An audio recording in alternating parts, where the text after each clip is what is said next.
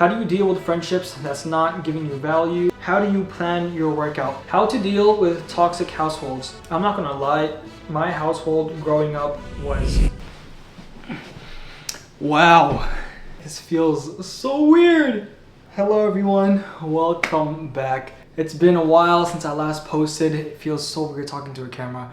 I think the last time I posted was 2 months ago because I was staying with my parents since February until Ramadan, and then Ramadan came around and I was dealing with Tarawih, and then my sister got married. As you can tell, I am in a new place. This is a new room of mine. It's a new chapter. Whether this is your first time coming to my channel or you're a returning subscriber, I just want to thank you so much for being here. My name is Yusuf Truth. I am 21 years old. I'm half Pakistani, half Filipino, and I love sharing my lifestyle with you guys online. I haven't been posting on social media for the past 2 months, but within that time frame, we were able to hit almost 145,000 followers on Instagram and 300,000 on YouTube, which is crazy, and we're growing.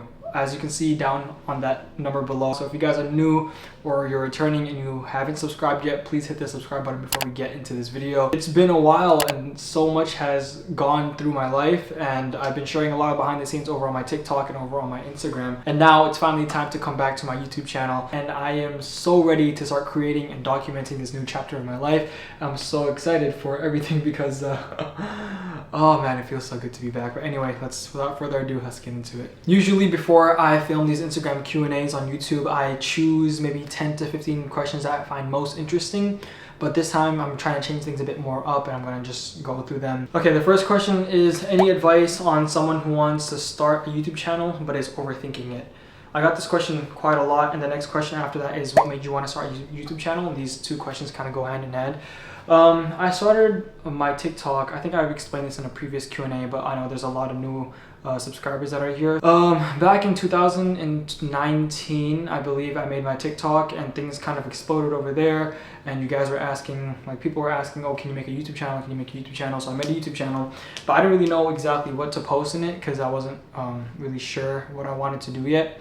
So I just started posting Quran recitations, and my Quran recitations did really well on the algorithm, which accumulated a lot of the Muslim audience, which you guys are here for usually. But after that, after I kind of sat down and decided I don't really want to do Quran recitations too much. I want to focus more on my lifestyle, things like fitness and fashion, and like more like health related content that I like. And I started focusing on that, and that's kind of what got me started. But if I was to give you guys a little bit of advice on how to start your own YouTube channel, I would say just go for it, right? A lot of you guys are probably overthinking like, oh, I'm not going to get any views, no one's going to care, I might get made fun for it in school. But that's literally every single YouTuber's story.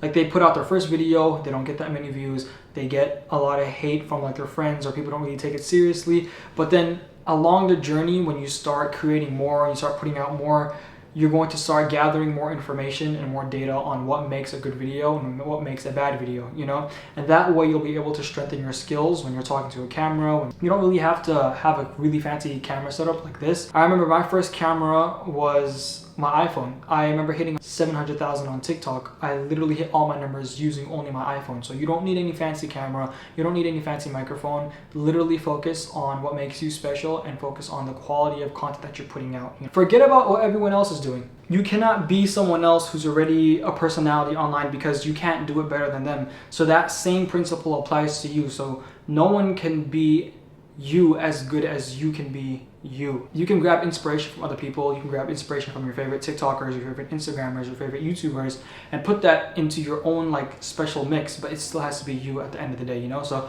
try your best to stay authentic. That's one of the mistakes that I made when I first started YouTube. I tried to copy my friends, I tried to copy people that were kind of like popping off on the platforms, but I never really started gaining traction until I found the things that I truly enjoy, and I started creating. And when I was creating, it was my thoughts that came into my head, and it was no longer like, oh, how does he do it? How does she do it? It was now like, what do I think is the best way that I want to create it? That's going to kind of give me that like spark of like satisfaction. Did you ever visit Pakistan? If you did, then when? And this is also ties in with another question that says, can you speak Urdu? Hola, I mean, wait, what? Only Spanish words are coming in my head, bro. Hey Siri, how do you say hello in Urdu? I can't translate it to Urdu yet.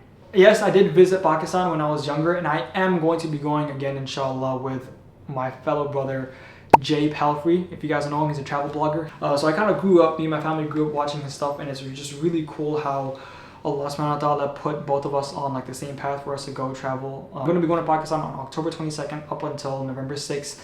All the details are on my Instagram philosophy highlight, I think. But the last time I went, I was literally 5 and I don't remember anything but flying cockroaches and eating mangoes in the rain. A video for intermediate gym dudes, what to do to gain muscle, stay lean. So I've been going to the gym for about maybe 4 years now, and I've recently started, when I moved into this apartment, I recently said, okay, screw everything that I've known before. I'm going to reteach myself from scratch how to gain muscle, what's the best like training techniques and everything. So I started formulating my own programs, and so far it's been going really, really well, you know. But for intermediate levels, I'm guessing that you already know what to do in the gym. You've probably had 1 to 2 years of experience. I'll say, if you want to gain muscle and you're an intermediate lifter, focus on progressive overload. That means every time you go into the gym on like a weekly basis or a monthly basis, every time you go into the gym, you should try your best to either lift more or do more sets and reps. I don't know if that makes sense. I'll give you an example. So say for example, this week you bench press 135 pounds, right? And you do that 3 times a week, right? Because you're training the muscle 3 times a week. And then next week, you want to try to do either 140 pounds or 145 pounds, and you slowly build up like this momentum of getting stronger and stronger and stronger. Of course, having your diet and your sleep in check, because recovery is extremely important. There's no point of you breaking your body down in the gym if you're not going to come back home to rebuild it. Does that make sense? So focus a lot on your progressive overload and focus a lot on getting your 8 hours of sleep and staying hydrated. What's the secret behind your consistency towards your goals and fitness? I try to have a goal in my mind. A huge inspiration of mine is David Lade. He was like a figure in the fitness industry that when I first found out, he kind of exploded my entire passion for fitness and for health and everything. I just want to look like him. So he was like a huge inspiration of mine growing up. That, and also understand that motivation does not exist unless discipline does. If you're not disciplined with going to the gym on a consistent level, then your motivation will never be there. Because literally today, I put it on my Instagram story that I was feeling like absolute crap. I did not feel like going to the gym today, but I still got out of bed and I did what I needed to do, and I got up and I went to the gym, and now I'm feeling a lot better for myself, and I'm proud that I am carrying the discipline from going to the gym if I'm not feeling it. How do you deal with friendships that's not giving you value or they're making you feel drained? That's actually a really good question, because growing up, I was very, very introverted. I was never really like a talkative kid. I always stuck kind of like to the corner. I did a lot better on one-on-one situations, and that kind of led me to being very selective with the people that I have in my life. Alhamdulillah, I have like 3 to 5 just really, really good friends that I admire and that I look up to. Your friends should be, or in all relationships of your life, whether it's your spouse, it's a romantic relationship, it's a friendship, or it's a business relationship, there has to be that mutual level of admiration towards each other. You should look up to your partner and you should look up to your friends in some way, shape, or form. You know, if not, then that's probably a sign that you should lay back from spending a lot of time with them, because the people that you surround yourself with, they are going to be the ones that influence you the most. You know, you're going to start walking like them, you're going to start talking like them, you're going to start wanting to dress like them. I'm going to be honest with you guys, I remember when I was studying in New York for Quran school back in 2015, it was the year 2015, it was one of the hardest years of my life. I was so young, I was only 14 years old, and I was struggling, living away from my parents, and I wasn't around the best company, because in that school, so many different kids come from different backgrounds and you don't really have control of who you're around.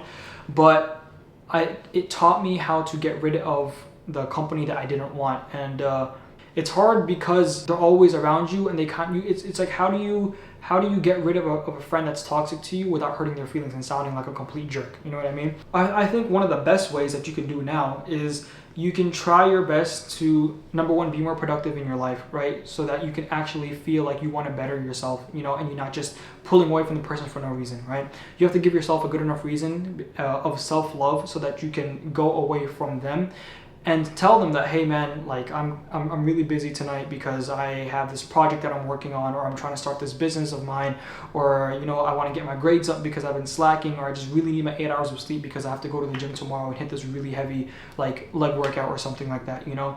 And then either this can go two ways. Either that person's going to respect that and they're going to be like, wow, like I'm inspired by my friend because he's going on his schedule and he's on his grind, you know, and I respect that, you know, so I'm gonna let him do his thing and I'm gonna go hang out with my other friends, you know. Or they can be really bitchy about it and they can kind of throw a tantrum, and that should give you well enough certainty that you should just kind of, I won't say ghost them, but slowly start to pull yourself away, and you won't have to explain to them why. Because they're already gonna have the understanding that, oh, he's like so focused on his self-help and he's so focused on his own like self-love or whatever, and they might find it cheesy or corny or cringy. At the end of the day, you have to do what's best for you. Time is literally ticking. You know, we're almost at the end of 2022. This year feels like it just started, and you have to ask yourself, what did I accomplish? You know, and if it's not much, look at the people that you surrounded yourself around, because the people you surround yourself are going, if they have goals and they have aspirations and they have things that they want to accomplish in their 5-year plan, then it's going to make you think like, oh, what am I doing for my 5-year plan? Vice versa too. If you're around people who are just complete losers and they're not doing anything good in their life, you might ask yourself like, why am I depressed? Why do I have so much anxiety? Why do I feel like a loser? Maybe it's because of the people you're hanging around or the things that you're consuming online. When are you going to do a house tour? We're officially done furnishing, me and my roommate Junaid. Alhamdulillah. So expect a room tour either in the next video or maybe at the end of this month. I don't know when for sure. I have to clean it up, but it's going to be very, very soon, and I'm really excited to show you guys how I furnished my entire apartment. If you guys can't wait, then obviously I have my Amazon storefront. That's going to be linked down below. It's going to have all the items that I have for my gym, for my desk, for this entire room, how I created everything. How do you plan your workout? So my main goals for the gym is to stay lean, so to not gain much fat, and then to build as much muscle as I can, right? That doesn't mean I'm going to inflate with a whole bunch of muscle or I'm going to just become this gigantic guy, right? Because building muscle takes a long time over like a consistent work like flow, you know? You can't just build muscle overnight. So the way that I plan my workouts is I try to train every muscle group at least 2 times a week. So that means I try to train my all pushing movements, so my chest, my shoulders, my triceps twice a week, my back and my biceps, so twice a week, and my legs twice a week. I'm going to be showing a lot of my behind the scenes of the things that I do at the gym. Inshallah. I also got a new gym and I'm so excited to show you guys that gym. It's so pretty on the inside. It's like literally my dream gym. How to deal with toxic households. I'm not gonna lie, my household growing up was, I won't say toxic, but there was a lot of obstacles and a lot of negative patterns that I learned when I was younger that I had to unlearn last year and this year in order to kind of not self-sabotage my life. I don't know if that makes sense. I was talking to a friend yesterday and he asked me the same question, and I told him that it is his responsibility to find ways to deal with his parents and to find ways to deal with his situation, his family at home. You know, of course, everyone's family is different, but the general things that you could do is study the psychology of why your parents are the way they are. Study the environment and ask yourself, why is everything around me the way it is, and why is it impacting me on a negative level? And don't play the victim and be like, oh, I can't do X, Y, and Z because my environment is this, or my environment is so bad because of this person, and because if only that happened, then my environment would be better. No, you are literally in control of your life. You literally get to choose what you do with your thoughts, what you do with your actions, where you go, what you do. Even if your parents are controlling, you can find a way around to do it. Why? Because I'm literally living proof. I come from a family where my dad doesn't let me go out after Maghrib. I can only see friends maybe once or twice a week, maybe only once a week, you know? If I see them at the masjid, then like that's it, khalas, you know? Like I couldn't even see them that much. And I moved out at the age of 20, you know? And I dropped out of college, you know, and I was homeschooled. So my dad's Pakistani, my mom's Filipino. So I had this crazy like combobulation of just elements and different factors in my life that impacted me. And it's a lot to carry because I have to make my dad proud. I have to make sure my mom is taken care of, like all these little things, you know? But at the end of the day, you don't want to be 25 years old and wake up in the morning and be like, wow, I didn't follow any of my dreams and I didn't live a good life for the past quarter century because what, my mom said no, or because my dad said no and I was too weak to find a way around it, you know? So you are stronger than you think. If you're watching this video and you struggle with toxic parents or toxic households, you are way stronger than you think. I think you should talk to yourself with more strength, and I think you should talk to yourself with more encouragement and tell yourself that the situation that you're in isn't that bad. Even though it's really, really bad and it couldn't be worse, tell yourself that there's worse people in the world that have it. And you're over here whining about like, oh, my dad doesn't let me hang out with my friends, or like, they're just so toxic and they're negative, and he's gonna say this if I say that, and if I want to do that, then I can't go out, and if I want to take this this career option, then my parents are gonna. No, dude, no, because at the end of the day, it is your life. At the end of the day, it's your life. And I don't want to lead you guys to disrespect your family, or to move out of your family, right? Do everything within a container of respect, because obviously our religion teaches us about respect, and you don't want to breach those boundaries and disrespect them. I'm a big believer when it comes to accountability and taking responsibility of your actions. You know, no one is going to come and save you. I'm going to repeat that. No one is going to come and save you. You have to do what is right for yourself, because if you don't do it now, by the time you get older and you're still like an overgrown child, like an overgrown toddler, your parents aren't going to be there to tell you what is best for you. So no, you need to put the discipline in, and you need to find a way to get your own life together. Salam, brother, would you ever dye your hair? You know, bro, if this video gets 10,000 likes, I will dye my hair. All right, this is the last question. One of you guys asked, are you planning on getting married anytime soon, or do you have a crush on someone? Honestly, only Allah knows. If you guys made it to the end of the video, comment down below. Comment down below, congrats on 3 million subscribers instead of 300,000, just to be like a little troll online so people can get confused. So comment down below, congrats on 3 million instead of congrats on 300,000. But nonetheless, thank you guys so much for 300,000 subscribers. I never thought I would get this far, and I never thought we'd keep going, you know. But thank you for always taking your time out to watch my videos. Thank you so much for caring about the things that I say on these videos. I am just genuinely so excited to be documenting even more, and to be documenting things more in depth. This is a new chapter of my life, and a very important one. So if I'm not going to be documenting it for you guys, it'll definitely be documenting it for me, but nonetheless, it will be put out.